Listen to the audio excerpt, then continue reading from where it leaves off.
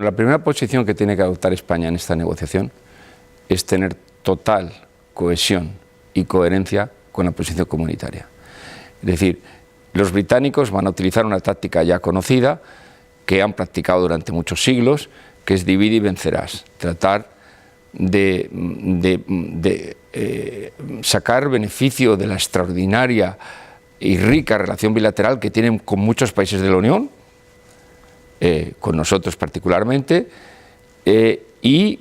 aprovechar las ventajas que les dan ciertas circunstancias que les hacen el poder tener un diálogo con unos y con otros. Y naturalmente este no es un tema bilateral, este es un tema de la Unión.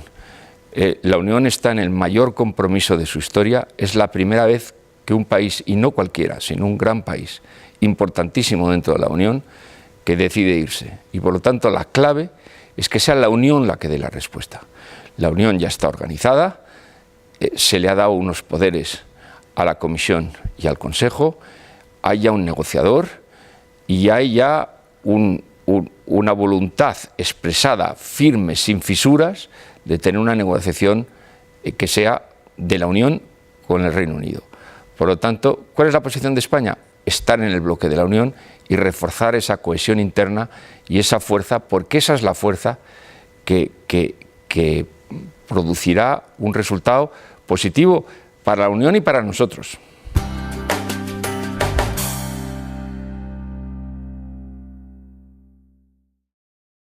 Las elecciones francesas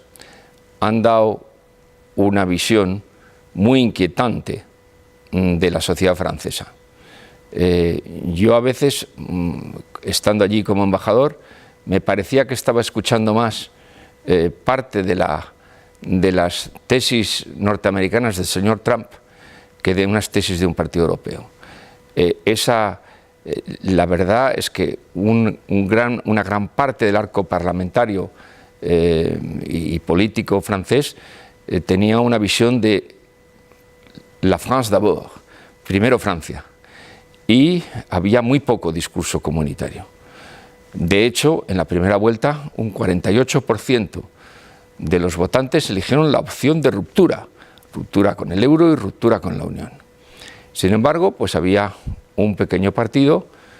que ha hecho, que fue el partido de Macron, el partido En Marche, que desde el primer día proclamó su fe en la Unión Europea, la necesidad de vincular el destino de Francia a su gran proyecto político, porque al fin y al cabo Francia está en el origen de la concepción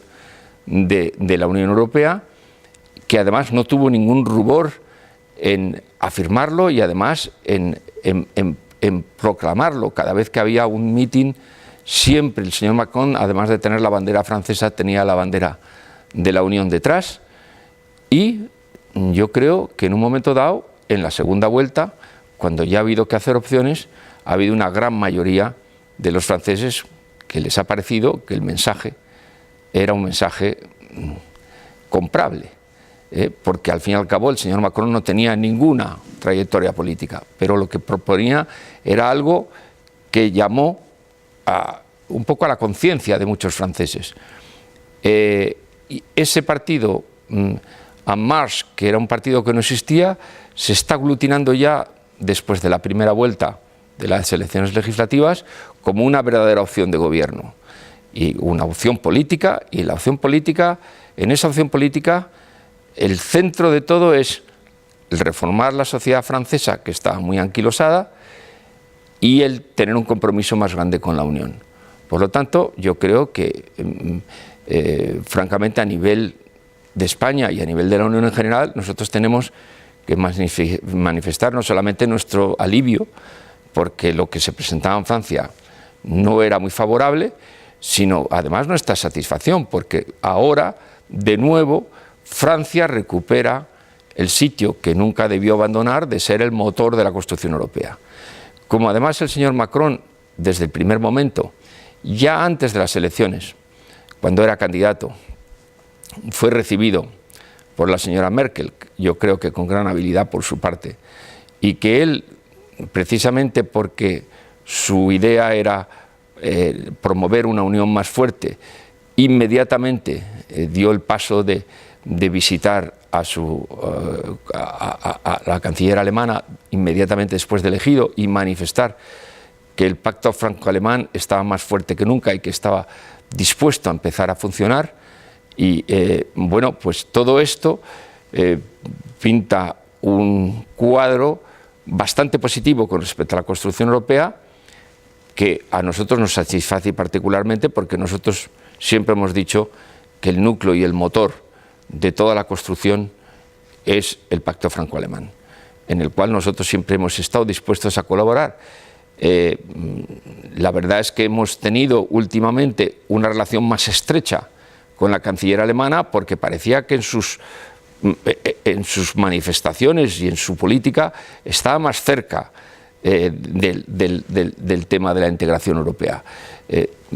Francia se había quedado un poco detrás. Ahora Francia, que es nuestro gran aliado, nuestro amigo, nuestro vecino, también se une a ese proyecto. Por lo tanto, yo creo que para España es una situación en la que yo creo que tenemos que estar de enhorabuena. Todo esto seguramente necesita confirmarse con el devenir político inmediato. En primer lugar, ver lo que pasa con la segunda vuelta de las elecciones francesas, en la que Marx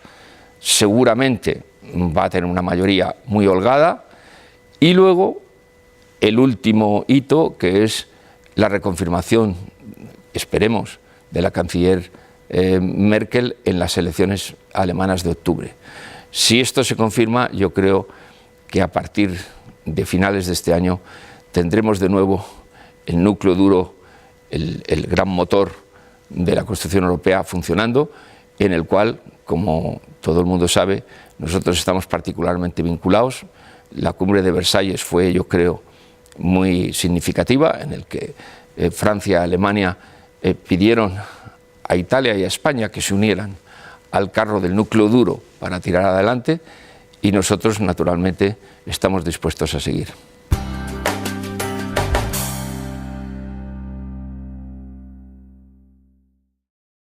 Yo creo que el hacer estimaciones sobre en qué áreas se debe avanzar es de nuevo el dispersar esfuerzos. Si el Consejo Europeo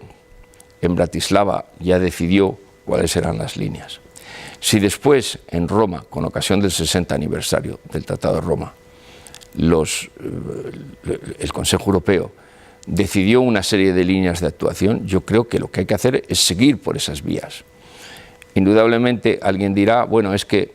naturalmente es muy importante la Europa social, efectivamente lo es muy importante la Europa de la defensa, esto es Roma, efectivamente lo es y hay que seguir por esa vía. Es muy importante el reforzamiento de las fronteras exteriores y la seguridad interna dentro de nuestras fronteras, que era la otra tercera línea de Roma. Estupendo, pero hay alguien que dice, bueno, ¿y qué pasa con nuestra moneda? ¿Y qué pasa con la Unión Económica y Monetaria? Bueno, eso no quiere decir que se vaya a abandonar. Lo que pasa es que el Consejo Europeo y los jefes de Estado y Gobierno decidieron elegir 3 líneas de actuación que engloban a todos. Que no se nos olvide nunca que la moneda única, aunque es un elemento fundamental de la Unión, es de momento una cooperación reforzada. Que bueno, es un bellísimo ejemplo de algo que se dijo en Versalles. Es decir, que el hecho de que haya una serie de países que tengan unas convicciones y que quieran ir adelante en un tema no supone excluir a los demás, sino simplemente que van por delante desbrozando el camino y los demás pueden unirse. Por lo tanto, todo lo que nosotros podamos hacer por mejorar la Unión Económica y Monetaria, por lograr la unión fiscal, por establecer un sistema de un banco central que prime, vamos, que controle nuestra moneda, todo eso es bueno para una dimensión muy importante de la construcción y que, aunque no engloba a todos, pero abre caminos para que todos se puedan unir. Yo creo que efectivamente, cuando el Consejo Europeo decidió esas 3 líneas, no excluyó que se pudiera, y de hecho, avanzar en la Unión Económica y Monetaria, y de hecho, ya en las primeras conversaciones que tuvieron Macron y Merkel, ya hablaron de eso, a pesar de que los alemanes tienen una cierta prevención en avanzar en algunos de esos aspectos. Yo ya, como colofón, lo que yo diría es que indudablemente todas estas nuevas iniciativas son muy buenas y son interesantes para ir haciendo más Europa, pero lo que yo creo, y España siempre ha insistido, es que no debemos jamás olvidar cuál es el origen. Y el origen son las 4 libertades y el mercado interior. No se podrá avanzar en grandes proyectos de defensa o de cohesión social o de reforzamiento de fronteras si olvidamos lo básico y fundamental, que el ejercicio de las 4 libertades, que son los 4 pilares del Tratado de Roma, funcione y que el mercado interior funcione, porque el mercado interior es seguramente la fuerza más importante dentro de la cohesión de esa Europa unida y fuerte que todos queremos.